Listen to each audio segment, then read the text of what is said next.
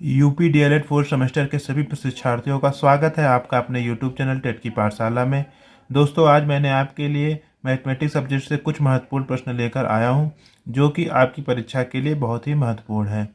अगर आपको मेरा प्रयास अच्छा लगे तो मेरे चैनल को सब्सक्राइब, वीडियो को अधिक से अधिक शेयर एवं लाइक भी करिए। चलिए दोस्तों, शुरू करते हैं आज का पहला प्रश्न। पहला प्रश्न दिया गया है, एक बेलनाकार पाइप की ऊंचाई 5 मीटर है। उसके आधार का व्यास 28 सेंटीमीटर है। इसके वक्रपृष्ठ पर ₹8 प्रति वर्ग मीटर की दर से पेंट लगाने पर का व्यय ज्ञात कीजिए। तो इसके लिए कैसे सॉल्व करेंगे? सबसे पहले हम लोग एक बेलन बना लेते हैं। तो बेलन,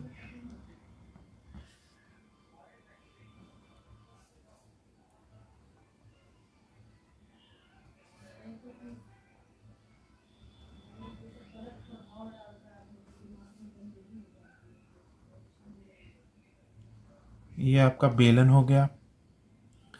अब बेलन में लिखा गया है कि ऊंचाई 5 मीटर, तो एच मतलब ऊंचाई है आपका 5 मीटर। इसके आधार का व्यास मतलब ये कितना दिया गया? ये व्यास होता है ना पूरा, तो ये कितना दिया गया आपका? ये आधार का व्यास आपका दिया गया 28 सेंटीमीटर, ये दिया गया है। अब दिया गया इसके वक्रपृष्ठ पर ₹8 प्रति वर्ग मीटर की दर से पेंट लगाने के में व्यय ज्ञात करना है।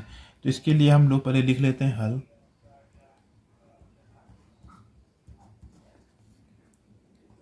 बेलनाकार पाइप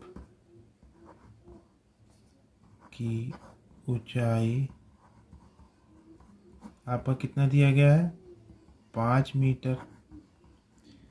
यहाँ देखिए 5 मीटर दिया गया है बेलनाकार, इसकी ऊंचाई आपकी 5 मीटर हो गई। अब उसके बाद आधार की त्रिज्या कितनी दी, आधार का व्यास कितना दिया गया है? आधार का व्यास बराबर कितना दिया गया आपका? 28 सेंटीमीटर। ये देखिए ऊपर दिया गया है आपका मीटर में, नीचे दिया गया आपका सेंटीमीटर में। तो इसीलिए हमको या तो आप मीटर में चेंज कर दिए या तो सेंटीमीटर में चेंज कर दिए। तो मैं आपको इसको मीटर में चेंज कर देता हूँ। तो क्या हो जाएगा? आधार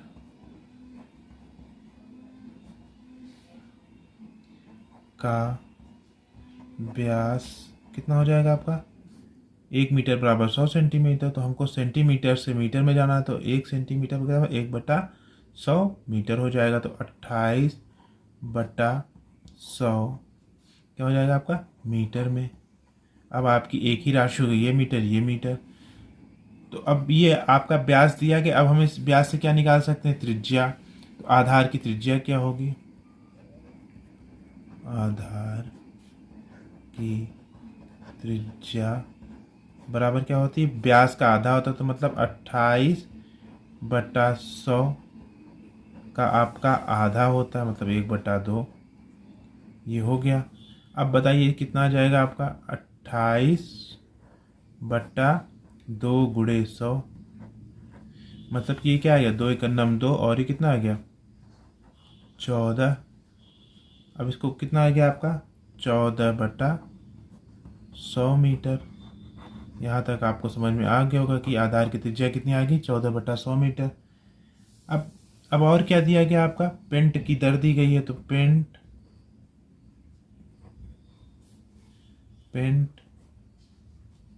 की दर कितना दिया गया आपका?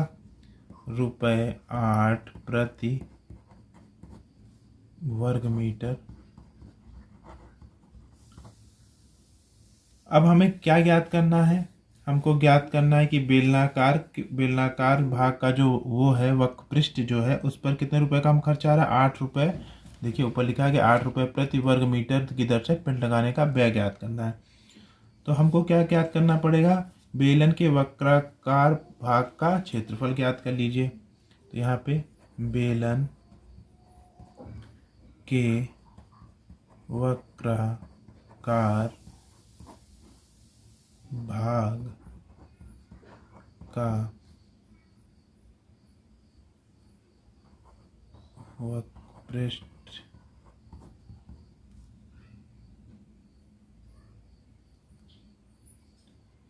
बराबर क्या होगा 2πr/h हो गया। अब या तो इसको वक्रपृष्ठ कर दीजिए या इसको क्षेत्रफल कर दीजिए।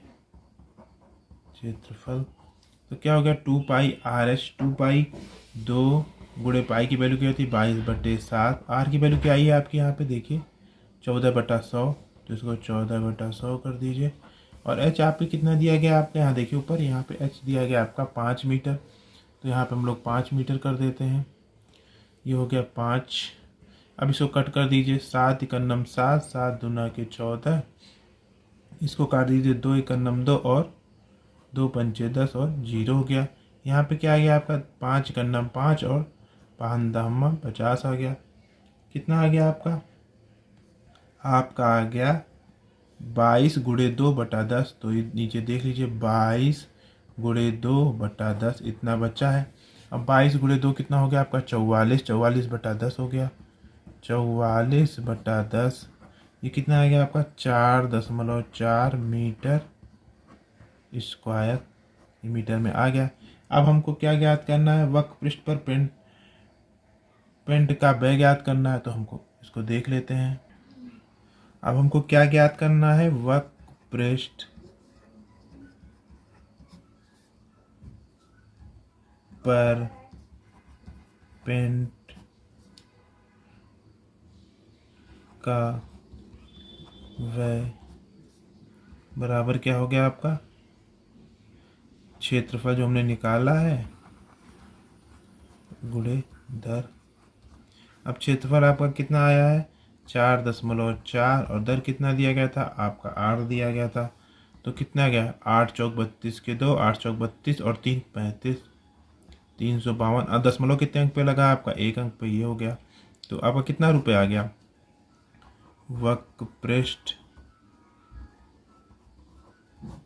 पर पिंड का व्यय बराबर क्या हो गया आपका ₹35.2। ये आंसर हो गया आपका। चलते हैं प्रश्न संख्या 2 पे। प्रश्न संख्या 2 ज्ञात करना है हमको किसी गर्द गोले का पृष्ठीय क्षेत्रफल 308 सेंटीमीटर स्क्वायर है, तो गोले की त्रिज्या ज्ञात करनी है। तो हमें इसमें गोले की त्रिज्या ज्ञात करनी है। तो सबसे पहले हम लोग अर्धगोला जान लेते हैं। अर्धगोला क्या होता है, अर्धगोला क्या होता है आपका एक, ये देखिए इस तरह का एक आकृति होती है गोला, लेकिन उसका आधा होता है। ये देखिए एक आकृति अर्धगोला हो गया। अब अर्धगोले का पृष्ठीय क्षेत्रफल आपका दिया गया, ये पृष्ठ का जो क्षेत्रफल इसको कितना दिया गया आपका दिया गया है, यहाँ लिख लीजिए दिया गया है। क्या क्या दिया गया इसको नोट कर लेते हैं। अर्धगोले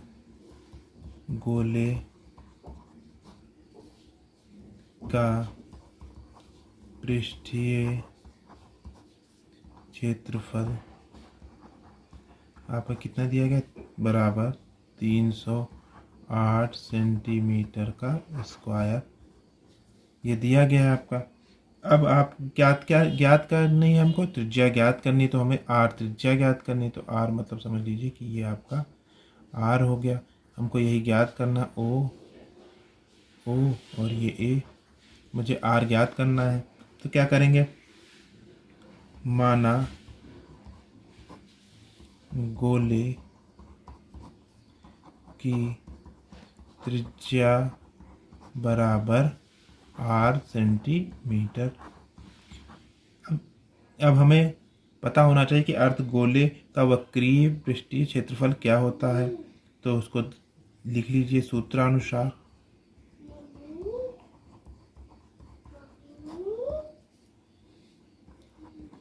अर्धगोले का वक्र पृष्ठीय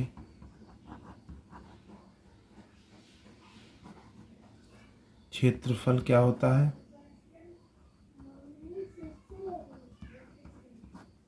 बराबर क्या होता है आपका 2πr², ये होता है।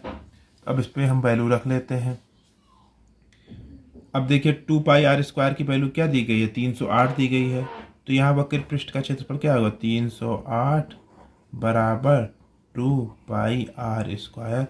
अब हमें ज्ञात होना चाहिए कि पाई की वैल्यू क्या होती है, 22/7। तो यहाँ लिख लीजिए 308 बराबर 2 गुणे 22/7 गुणे r²। अब ये तिर्यक गुणा हो जाएगा तो कितना हो जाएगा, 308 गुणे 7/2 गुणे 22, ये आ गया बराबर आपका r² आ गया। यहाँ तक आपको समझ में आया होगा। अब इसको कट कर लेते हैं हम। कट करने के लिए हम क्या करेंगे, अब इसको देखिए कट करते हैं तो क्या हो जाएगा, इसको हम 11 से काट देते हैं, 11 दूना के 22। अभी कितना जाएगा आपका, 11 दूना के 22 बचा 8, 8 बचा तो 11 अट्ठे 88, इतना आया। अब देखिए किसको कट कर दीजिए, ये कितना आ गया, 2 2 इकन्नम 2, 2 चौके 8, 14 हो गया। फिर इसको 2 से काट, 2 इकन्नम 2 और 2 सत्ते 14। तो अब बचा क्या आपका, r² बराबर आपका कितना बचा, 7 गुणे ये 7 बचा और ये 7 बचा, r बराबर 7 गुणे 7। तो r बराबर क्या हो गया आपका, r बराबर आपका हो गया 7 सेंटीमीटर। और r क्या हमने माना था, गोले की त्रिज्या। तो यहाँ लिख दीजिए, इसलिए अर्ध गोले की त्रिज्या r बराबर 7 सेंटीमीटर। ये आपका आंसर हो गया। चलते प्रश्न संख्या 3 पे। प्रश्न संख्या 3 दिया गया, एक ठोस घनाभ की लंबाई, चौड़ाई और ऊंचाई 4:5:6 का अनुपात है। उसका आयतन 960 घन सेंटीमीटर हो तो घनाभ की मापे, मतलब कि लंबाई, चौड़ाई और ऊंचाई ज्ञात करनी है हमको। तो इस प्रश्न को कैसे सॉल्व करेंगे, चलिए देख लेते हैं।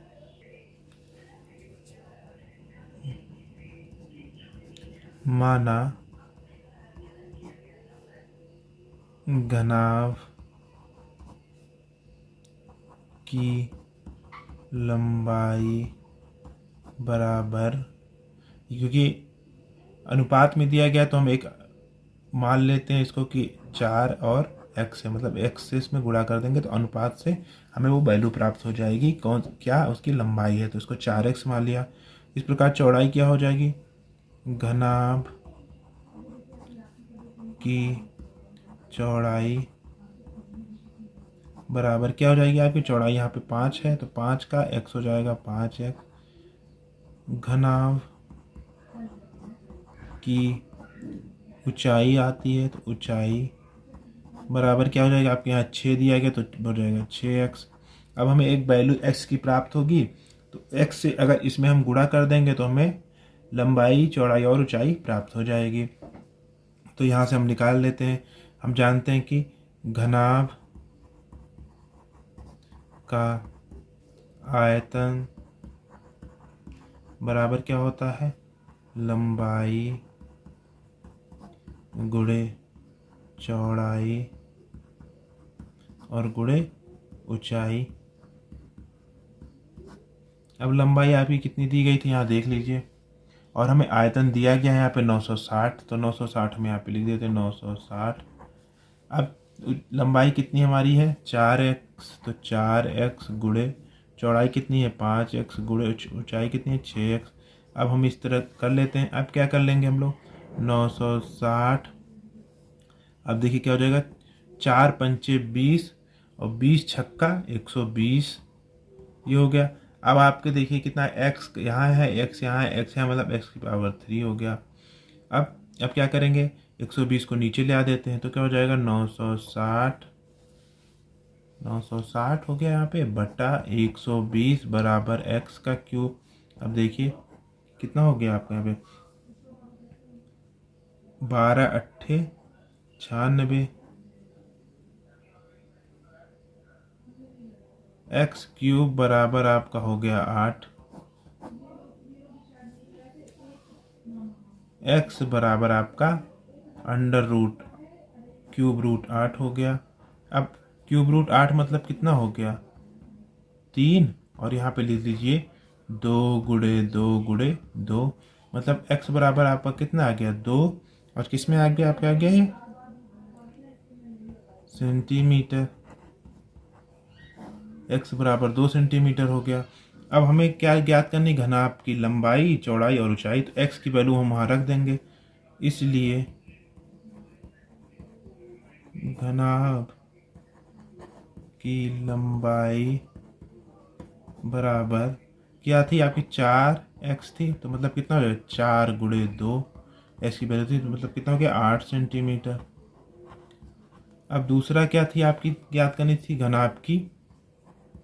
घनाभ की चौड़ाई बराबर 5x, 5 गुणे 2 बराबर 10 सेंटीमीटर। अब क्या ज्ञात करना है हमें, घनाभ की ऊंचाई कितना हो जाएगा आपका, 6x दिया है तो 6x बराबर कितना है, 6 गुणे 2 बराबर 12 सेंटीमीटर। यही हमसे पूछा गया था, ये आंसर है आपका। आपकी घनाभ की लंबाई आपकी 8 सेंटीमीटर हो गई, चौड़ाई आपकी 10 सेंटीमीटर और ऊंचाई आपकी 12 सेंटीमीटर हो गई। चलते हैं अगले प्रश्न पर, प्रश्न संख्या 4 पे। प्रश्न है, एक खोखले धातु के बेलन की मोटाई 3.5 सेंटीमीटर है। 25 सेंटीमीटर ऊंचे बेलन का भीतरी व्यास 14 सेंटीमीटर है। यदि बेलन के दोनों सिरों को खुला हो तो इसमें लगे धातु का आयतन ज्ञात कीजिए। तो हम इस कैसे बना लेंगे, एक खोखला बेलन हम बना लेते हैं। पहले खोखला बेलन बनाने के सबसे पहले हम एक बड़ा बेलन बना लेते हैं।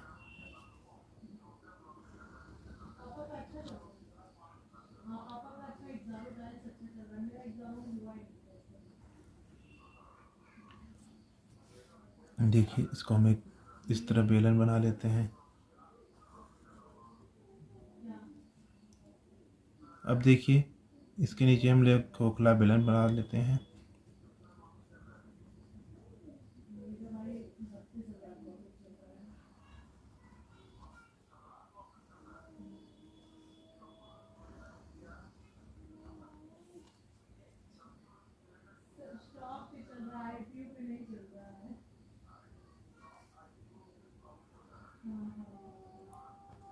ये मैंने बना लिया। अब देखिए खोखला है क्योंकि बीच में देखिए इसके खोखला है। अब क्या दिया गया आपका, ध्यानपूर्वक पढ़िए। इसकी बेलन की मोटाई आपकी कितनी दी गई है, 3.5 सेंटीमीटर। तो बेलन की मोटाई आपकी हो गई 3.5 सेंटीमीटर। तो ये हो जाएगा आपका, यहाँ पे लिख लीजिए, बेलन की लंबाई बराबर 3.5 सेंटीमीटर। ये हो गया आपका। बेलन का आंतरिक व्यास कितना दिया गया, आपका दिया गया 14 सेंटीमीटर। तो त्रिज्या क्या हो जाएगी, व्यास की आधी, तो त्रिज्या बराबर क्या हो जाएगी आपकी, 14 का आधा कितना होगा, 7 सेंटीमीटर। अब आपकी ऊंचाई कितनी दी गई है, आपकी ऊंचाई दी गई है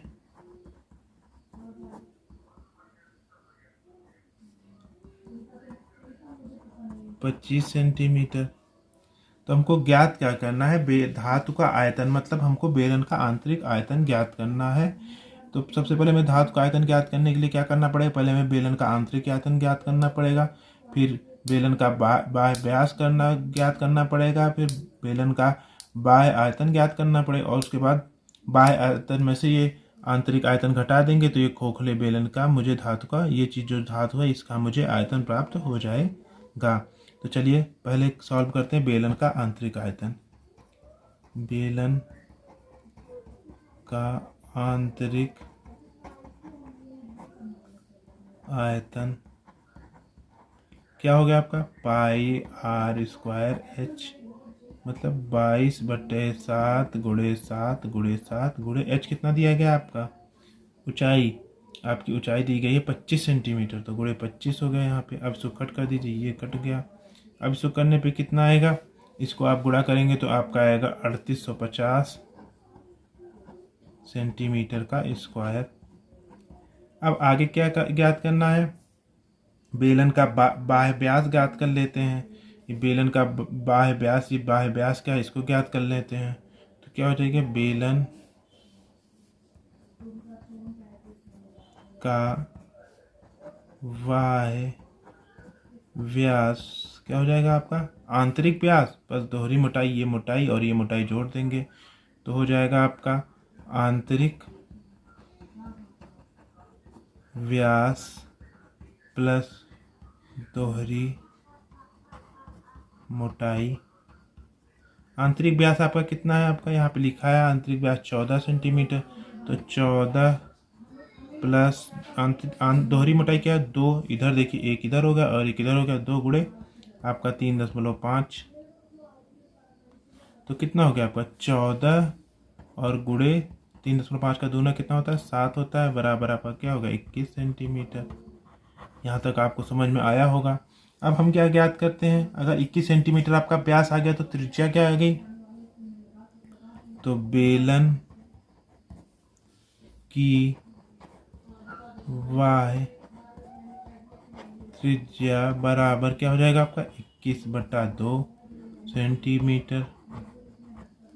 तो अब हम क्या ज्ञात करेंगे, पहले हम लोगों ने आंतरिक आयतन ज्ञात किया, अब हम बेलन की बाह्य आयतन ज्ञात है, तो बेलन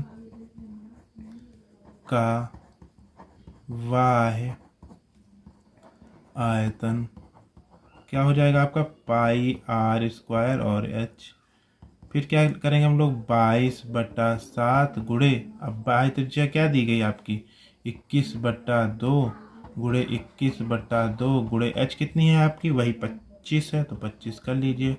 अब इसको कट कर लीजिए, 7 त्रिक 21 हो गया और 2 11 हो गया।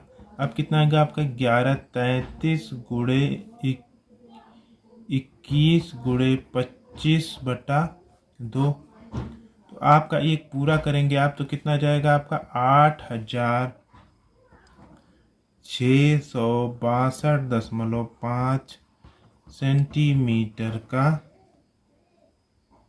क्यूब। और यहाँ पे ध्यान दीजिएगा, यहाँ पे आंतरिक आयतन ज्ञात करना है तो यहाँ पे भी सेंटीमीटर का क्यूब होगा, यहाँ स्क्वायर नहीं होगा, यहाँ क्यूब होगा। अब चलते हैं, अब हमको क्या ज्ञात करना, बेलन में लगी धातु का आयतन ज्ञात करना है, तो अब हम लोग बेलन पे लगी धातु का आयतन ज्ञात कर लेते हैं। उससे पहले हम लोग देख लेते हैं आंतरिक आयतन कितना दिया गया 3850 और बाह्य आयतन मैंने निकाल लिया। अब हम लोग क्या करेंगे, बाह्य आयतन में से आंतरिक आयतन निकाल लेंगे तो हमें बेलन में लगी धातु का आयतन प्राप्त हो जाएगा। चलिए अब उसको कर लेते हैं। अब क्या हमको ज्ञात करना है, बेलन में लगी धातु का आयतन क्या हो जाएगा आपका, बाह्य आयतन माइनस का आंतरिक आयतन।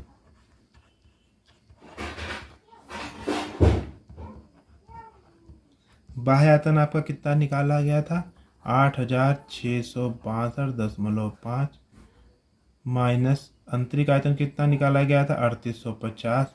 अब इसको घटा लेंगे तो कितना आ जाएगा आपका 0.50 यहाँ पे आ जाएगा। यहाँ पे आपका गया एक में से 0 गया तो एक इसको घटा लेते हैं तो ये पॉइंट है तो इसमें से घटाएंगे 50 हो गया।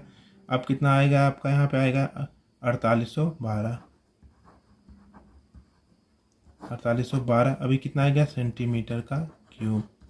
ये आपका क्या आ गया, बेलन में लगी धातु का आयतन आ गया 4812.50 सेंटीमीटर क्यूब।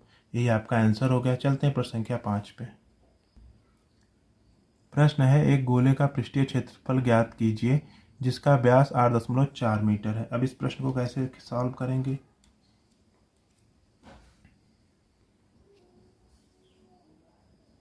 गोले का व्यास बराबर आपका कितना है 8.4 मीटर।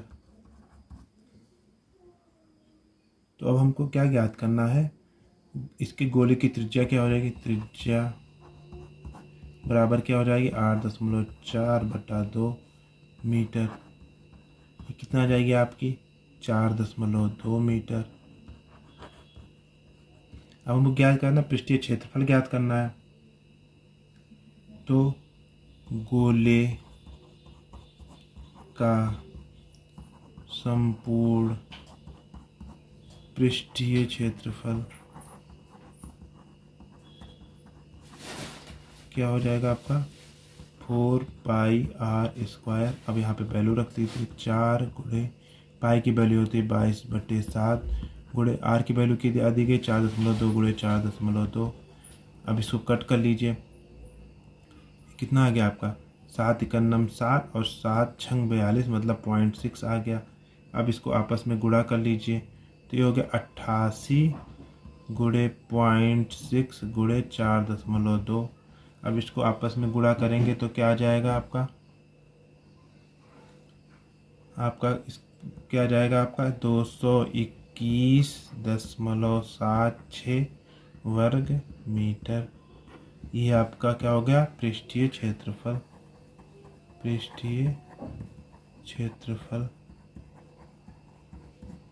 यहाँ लिख दीजिए गोले का।